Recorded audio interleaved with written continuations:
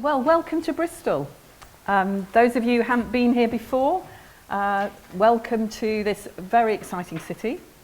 This is the home of Brunel and Banksy, I like to say, because it does, I think, quite describe the extremes of Bristol, really. You have the engineering history, the Clifton Suspension Bridge, for which it's famous, the SS Great Britain. If you're staying for the weekend, I would recommend that as a visit. It's also the 2015 European Green Capital, which means it's the first cycling city in the UK. And if any of you came in via Temple Meads, you might have noticed the amount of bikes on the railway station, which always reminds me more of Amsterdam than the city. So that's a bit of a flavour of Bristol. Those of you who had an early version of a programme will notice that we're in a different room. And this is a good reason. The reason is that we actually became oversubscribed. So we had booked the conservatory, which is where the evening will be upstairs. But because there was such an influx of people who wanted to, we're expecting 110 delegates today, we had to move rooms. So it's all good reasons. So in your packs, you will find the revised programme, the rooms. Okay. So those are just a little bit about the message. Nick now, who's going to do an update from, he's the chair of the SDF. I'll go over to him. My duty, a pleasant one, to welcome you all to Bristol, but most importantly to thank this lady here, because without her and Wendy and Louise, this just wouldn't happen. Never mind the executive, they do all the work that's here. So I think the first thing to do is actually give her a round of applause at the beginning of the day. As well as obviously thanking Ange and Wendy, we do thank our sponsors, Leadership Foundation, and all the sponsors are here that have come to put their trade stands in. Again, they do help to support what we do here.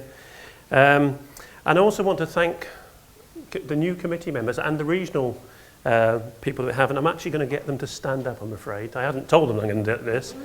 But we do have near enough, well, a 50% new executive. Obviously, I'm new in role. Kathy Ashton stood standing, is there. Kathy's my deputy. Linda, where are you?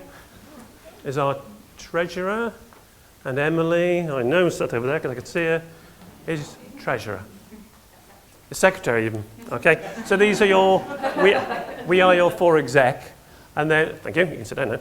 And then, as I can't see you all, we have regional reps here who make up the committee. Can I get you to stand up, those of you that are here? There's a few, good. Can you start at the back, have to shout who you are? Representing which region? Southwest and South Wales. Jane Hay, Eastern Region. Eastern region. Mariel Watts, Northwest Region. Caroline Lyons, from the London Region. Okay, thank you very much. There are obviously others. I would encourage you to get to know your regional coordinators because they are the ones that feed into the executive of what it is that you're looking for. And as a new executive, we had a committee meeting yesterday. I think there were about 10, 12 of us yesterday. It was a very interesting 2 hours, which I came out of it still alive, so that was good, my first executive committee. But we have a website. It's not the most dynamic thing in the world. So that is one of the things that came up in conversation yesterday about, is it fit for purpose? Is that website fit for purpose? And to be brutally honest, it isn't. It isn't dynamic enough. It isn't transactional. It doesn't invite you to get involved with it. So we are looking at revising that completely, making it more into a sort of almost like a blog sphere. God, I'm almost sounding like a techie then. Making it that you can get involved. So rather than putting a JISC mail out to everybody saying, I'm doing such and such, why don't you start a chat room or a forum on the web and get people to communicate there? And then maybe people will put resources up and whatever. So let's start using that website more, because that's part of being in SDF is those shared and combined resources we can put up that we can all access.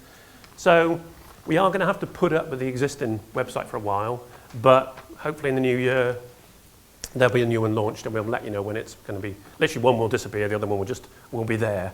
Same web address, but we're going to be looking at that. The other thing we looked at yesterday was our strapline, I think is the best way we can look at it, of connecting, supporting and developing.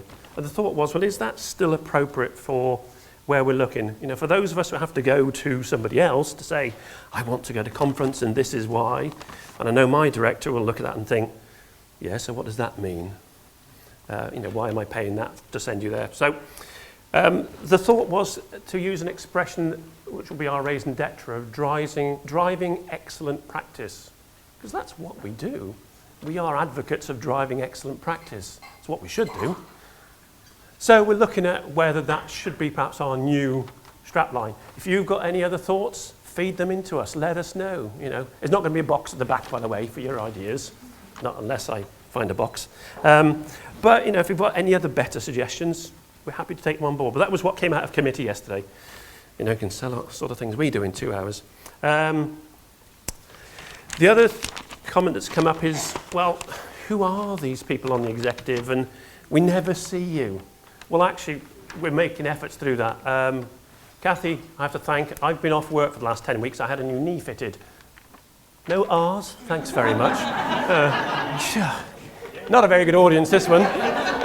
Gosh, hard work.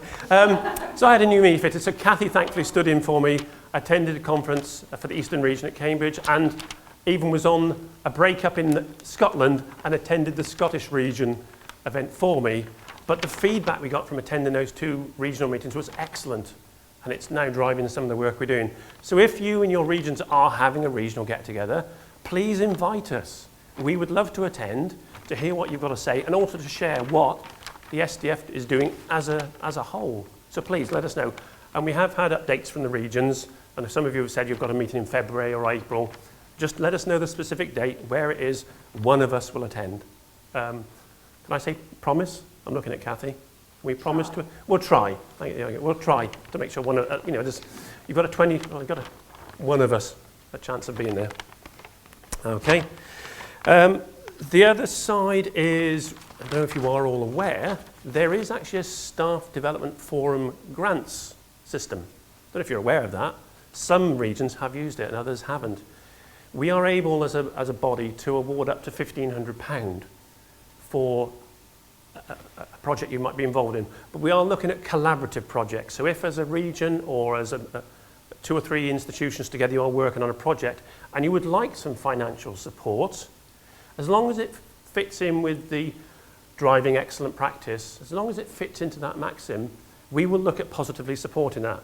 And that could be that the whole cost is £1,500, or it could be, well, the cost is £3,000 or £4,000, but if we can help to subsidise that event, we will look at it positively. So please do, you know, put in there. The forms are on the website. At the moment, it's under a weird title called Funding Calls, I think is what it's down as. If you look under that, the forms are in there. Okay, and it's a very short form. The only major change to that is that if we do provide a grant, we will be looking that within 4 to 6 weeks of the event occurring, you will have submitted a report of what happened. We will ask you to either do a poster presentation or a session at conference.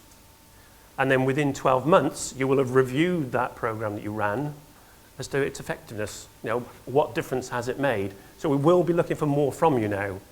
You know, because obviously that goes into the process we have. We have to report to Leadership Foundation. The Leadership Foundation have supported us for the last 10 years, Leslie? 10 years. I won't tell you how much they've supported us financially. It's a lot of money. But it is our role as the exec to be reporting back to them of what it is we're doing and what difference that the SDF is making. If we want to stay in business, because we are, you know, the way things are, we need to look at funds. It is our existence that is determined by what feedback we get from the grants. So it will be important that we get those from you. Conference is now only going to be once a year. I think you've had an email about that, but it will just be November now. But we will have a mid-term sort of newsletter, and the digest has changed. Hopefully you've had an email, and Ian is here somewhere. Over there is our first new person up on that digest. Okay, otherwise, thank you very much. I'll shut up. Anyway, my name is Angie Alcock. I'm Head of People Development at University of Exeter. I forgot to say that. Right, okay, now my job then is as conference lead. was to get together speakers and so on. So I'll give you some of my thinking behind this. I looked back at various evaluations and feedbacks in the past, and there was a comment from people around, we'd like to have people from some speakers, inspiring speakers from out of the sector. I thought, right, okay, I get that. And also there was a lot of comments about the challenges around leadership as well. So you'll see the two keynotes, if I explain the logic behind that. The second keynote you'll see is a panel of speakers. Thinking behind that was, in the past we've talked maybe generally about leadership and management in general, and sometimes I remember some very good talks about sort of maybe middle management level, but I couldn't remember a time that we had thought about the senior strategic level leadership. By that I mean deans and people on vice-chancellor's group and so on. So the focus of the second one is around academic leadership and also senior leadership. So that's the thinking behind that. And Leslie will be chairing that later. The first speaker falls into the category of someone from out of sector.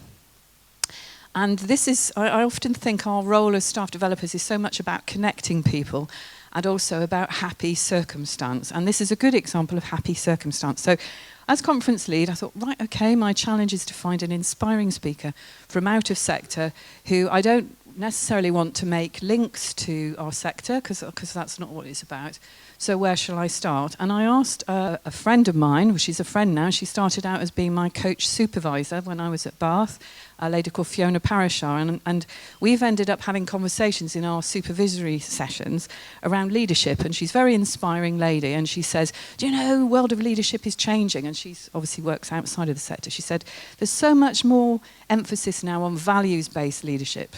It's really changing, and I as a very values-driven person, was obviously quite excited about that. And I just remembered that comment. And then when I had this challenge of finding someone, I said to Fiona, do you know, you work a lot out of sector. Do you know anyone who sort of is that, you know, lives it, doesn't just talk about it, because we're all about words sometimes in our sector, but actually lives that vision? And she said, and she straight away, without any hesitation, said, I know just the man. So she put us in contact with the next speaker, Darren, and we had a half-an-hour conversation. At the end of that, I was feeling quite motivated, inspired anyway, without the talk. He is chief executive of a company called PhD, and it's nothing to do with what we think of as PhD, and he'll explain all of that later. A company that is really incredibly well respected in the media industry, so, you know, completely different to our world. But what I did was look up in LinkedIn some comments, and he doesn't know this, that I'm about to say this. This is going to be a surprise to him. You've probably seen your LinkedIn page. Do you know what people say about you? I don't know. Anyway, these were the things that struck me. It said, and this was from a customer of his company, it said, I'm amazed by his commitment and ability to engage with clients. He is so easy to work with. And as I read that, I thought that sort of chimes with us, because our world is about engaging and committing with people. And then this comment from someone, Darren is down to earth and a people person. And they're not traits you'd usually expect from a CEO at a leading agency. Darren, combined with a passion for the business he runs, the industry and its clients, Darren's people-centric approach is very powerful, and it rubs off on those around him, making his agency a great place to work. He's sharp as a tack, and rumour is he supported Queen's Park Rangers before they were rich, which is remarkable in itself. So on that note, I will pass over to Darren, who will tell you what he's going to do. Thank you. Sorry, I'm